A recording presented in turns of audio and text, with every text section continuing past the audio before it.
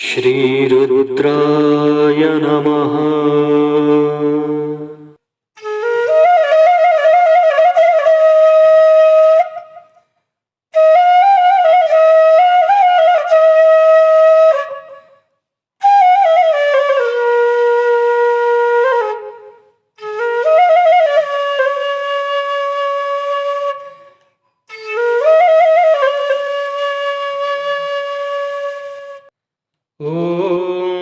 नमस्ते रुद्रमन्यव उतोत इखवे। श्री रुद्राय नमः। रुद्र ज्योतिष वास्तु अनुसंधान संस्थान के YouTube चैनल श्री रुद्रवाणी में मैं आचार्य विकास मिश्र पुनः आप सभी दर्शकों का हार्दिक स्वागत करता हूं, अभिनंदन करता हूं। दर्शकों, इस वीडियो में हम चर्चा करेंगे विवाह में विलंब के संदर्भ में कि आखिर विवाह में विलंब क्यों होता है, क्या इसके कारण हैं और क्या इसके सटीक और कारगर समाधान हैं। वीडियो में आगे बढ़ने से पहले निवेदन करूंगा कि यदि अभी तक हमारे चैनल को आपने सब्सक्राइब नहीं किया है तो आप हमारे चैनल को सब्सक्राइब कर लें, क्योंकि इस चैनल के माध्यम से बहुत ही लाभदायक वीडियोस आपको निश्चित रूप से मिलने वाले हैं। आज तो आइए चलते हैं अपन वीडियो की तरफ। तो सबसे पहले अपन चर्चा करते हैं वैवाहिक विलंब के कारणों की कि आखिर किन कारणों के द्वारा विवाह में विलंब होता है। तो सबसे पहला इसका ज्योतिषीय कारण बताया गया है मांगलिक योग। मांगलिक योग में मेरे अनुभव में जो मैंने देखा है वो ये है मित्रों कि अमूमन 22-23 साल में मांगलिक योग वालों का या तो योग बन जाता है विवाह का, और यदि इस आयु में योग नहीं बनता है तो फिर 28 वर्ष के बाद में ही मांगलिक योग जिनकी कुंडली में होता है उनका विवाह योग बनते हुए देखा गया है।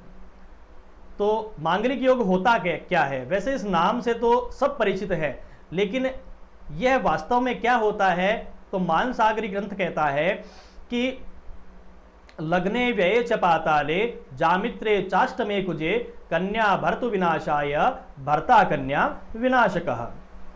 कि यदि किसी जातक की जन्म कुंडली के पहले, चौथे, 7वें, 8वें, 12वें स्थान में मंगल विराजमान होते हैं तो वह मांगलिक योग युक्त कुंडली मानी जाती है, मांगलिक दोष युक्त कुंडली होती है। और इसका फल कहा गया है कि कन्या भर्तु विनाशाय, कि यदि कन्या की कुंडली में ये योग होता है तो वह अपने पति की विनाशकारिणी होती है, और भर्ता कन्या विनाशकः, और यदि पति की कुंडली में ये योग होता है तो वह कन्या का विनाशक माना गया है। तो विशेष रूप से कुंडली मिलान का ध्यान रखें। यदि मांगलिक है आपका बच्चा या आप स्वयं मांगलिक हैं तो विशेष रूप से कुंडली मिलान का आप ध्यान रखें। कुंडली मिला करके ही विवाह करें। यदि मांगलिक जातक का विवाह मांगलिक जातिका के साथ में किया जाता है तो वह मांगलिक दोष वहां पर खत्म हो जाता है और उसका प्रभाव स्वतः ही समाप्त हो जाता है। अब करते हैं कि यदि आपके विवाह में मांगलिक योग के कारण विलंब आ रहा है तो आप क्या कर सकते हैं। तो मित्रों, मंगलवार के व्रत करें और मंगल चंडिका स्तोत्र का नियमित रूप से पाठ करें, जिससे कि आने वाले समय में शीघ्र ही आपका विवाह संपन्न हो पाए। अब बात करते हैं दूसरे कारण की। तो जन्म कुंडली में यदि विवाह स्थान में राहु विराजमान होते हैं तो भी एक विवाह में विलंब का कारण माना गया है। तो इसके उपाय के बारे में अपन बात करें तो इसका उपाय ये है मित्रों कि आपके शरीर की जितनी लंबाई है उतनी लंबाई का आप एक तांबे का तार लें और उस तार को आप जल में प्रवाहित कर दें, बहते हुए जल में। और यदि कहीं जल उपलब्ध नहीं है बहता हुआ तो आप उस तार को भूमि में भी गाड़ सकते हैं। और यह कार्य आपको शनिवार या अमावस्या को सायंकाल करना है। अब बात करते हैं इसके और कारण की। तो तीसरा कारण इसका यह है कि यदि विवाह स्थान में केतु विराजमान होते हैं तो भी विवाह में विलंब का कारक एक माना जाता है। तो इसके उपाय स्वरूप आप ये करें कि 7 लाल ध्वजा बनवाएं और शनिवार को सायंकाल 7 अलग अलग हनुमान जी के मंदिर में वे ध्वजा आप प्रसाद और दक्षिणा सहित दान करें, और पुजारी जी को निवेदन करें कि यह ध्वजा आप आवश्यक रूप से फहरा दें, क्योंकि वो ध्वजा जब फहराई जाएगी उसी से आपको इस उपाय का लाभ मिल पाएगा। अब बात करते हैं कि यदि सप्तम में शनि होता है तो भी कई बार विवाह में विलंब का कारक माना गया है। यद्यपि बहुत कम जगह ऐसा होता है कि विवाह स्थान का शनि वैवाहिक विलंब का कारक होता है। तथापि यदि हो जाता है तो उसकी रेमेडी आपको ये करनी है मित्रों कि शनिवार को शनि मंदिर जाकर के काले गुलाब जामुन का आप शनि देवता को भोग लगा करके आए। और यदि जामुन का सीजन चल रहा हो तो आप सवा पाव या सवा किलो जामुन आप शनि देवता को अर्पण करके आए, तो निश्चित रूप से अनुकूल फल उस चीज का मिलेगा और आपका शीघ्रातिशीघ्र विवाह संपन्न हो पाएगा। अब बात करते हैं कि भाई इसके और भी कारण कुछ हो सकते हैं, तो कुछ सामाजिक प्रतिष्ठा के कारण भी हो सकते हैं जिनके कारण विवाह नहीं होता। तो मित्रों, कारण कैसा भी हो उसका निवारण भी अपन साथ में बताते हुए चल रहे हैं। अब बात करते हैं हम ऐसे कुछ उपायों की जो वैवाहिक विलंब के प्रत्येक कारण के लिए निवारण के रूप में सिद्ध हुए हैं। तो सबसे पहले बात करेंगे लड़कों के विवाह की, कि यदि बालकों के विवाह में विलंब हो रहा हो तो उनको क्या क्या कार्य करने चाहिए जिससे उनका विवाह शीघ्र ही संपन्न हो जाए। सबसे पहले दुर्गा सप्तशती का एक श्लोक है, पत्नीम मनोरमाम देहि मनोवृत्तानुसारिणीम तारिणीम दुर्ग संसार सागरस्य कुलोद्भवाम। इस श्लोक की एक माला कम से कम नियमित रूप से जपें और साथ में रामचरितमानस के सुंदरकांड का एक नियमित पाठ करें।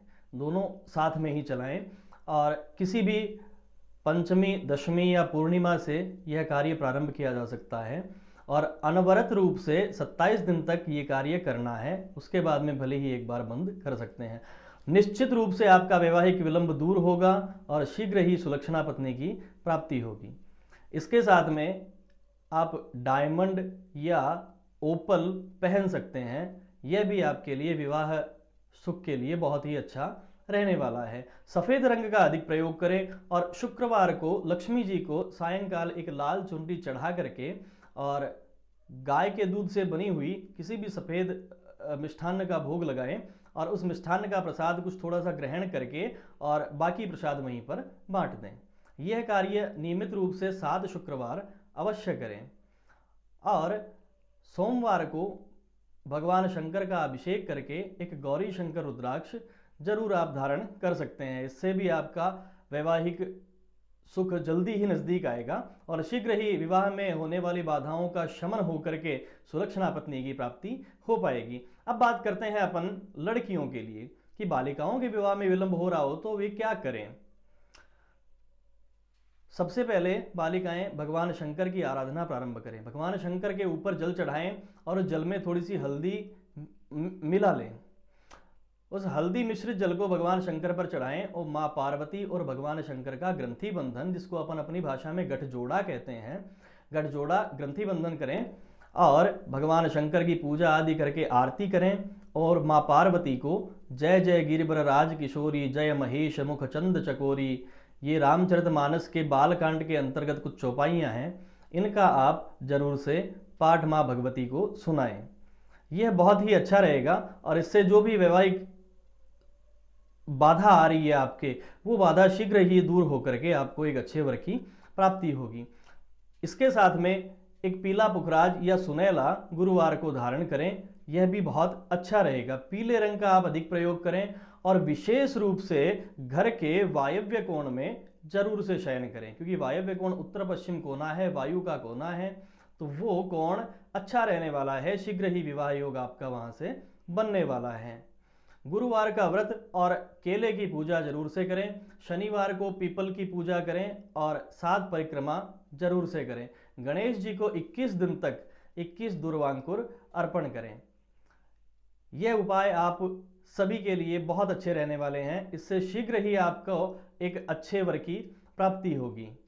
तो इस प्रकार से वैवाहिक विलंब को दूर करने के उपायों के बारे में अपन ने जाना। यदि किसी के भी विवाह में विलंब हो रहा हो तो आप हमारे द्वारा बताए गए ये उपाय पूर्ण विश्वास के साथ करें। निश्चित रूप से आपका वैवाहिक विलंब दूर होगा और शीघ्र ही आपको एक अच्छे जीवन साथी की प्राप्ति होगी। यही मेरी बाबा भोलेनाथ से कामना है और यही मेरा विश्वास है। तो आशा करता हूं मेरे द्वारा दी गई जानकारी आप लोगों के बहुत काम आएगी। यदि वीडियो अच्छा लगा हो तो वीडियो को लाइक और शेयर करना बिल्कुल भी ना भूलें और किसी नए विषय पर नई जानकारी के साथ शीघ्र ही मैं आचार्य विकास मिश्र पुनः आपसे मिलूंगा। अभी के लिए विदा लेता हूं।